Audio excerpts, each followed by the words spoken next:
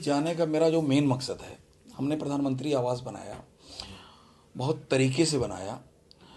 इसके बाद हमारे बीडीए बीसी साहब जो है हमारे सचिव साहब को भेजे थे कि जाके दुबई देखिए कि एक प्लान टाउनशिप बनती कैसे है और वहाँ करने का टाउनशिप करने का तरीका क्या है। तो पिछले नवंबर में हमारे सचिव साहब जाकर होके आए, तो मुझे भी लगा कि हम चलें दुबई और देखें कुछ। तो दुबई जा कर के देखें वहाँ काम करने का तरीका, वहाँ की टाउनशिप।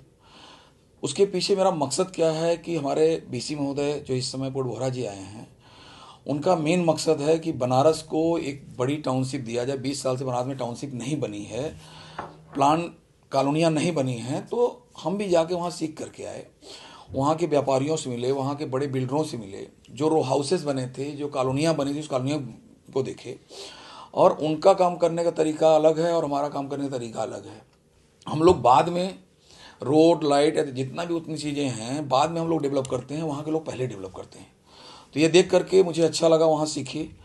और सबसे बड़ा ये रहा कि हम एक यूपी का वहाँ हमारे स्टेशन वहाँ बने हुए हैं, पूर्वांचल स्टेशन बिहार के और सब लोग बने हैं, उन लोगों के बीच हम बैठे और लोगों को जा करके हमने समझाया कि पहले का यूपी और आज का यूपी बहुत बदल चुका है।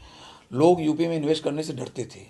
हमने उनको एश्योर किया कि जो मार्जिन यहाँ के लोग जाके दुबई में कमाते हैं उससे ज़्यादा मार्जिन आज हमारे यूपी में, खास तौर से बनारस में, बनारस प्राधिकरण में चंदौली, मिर्ज़ापुर, बनारस, जौनपुर, भदोही सब आता है।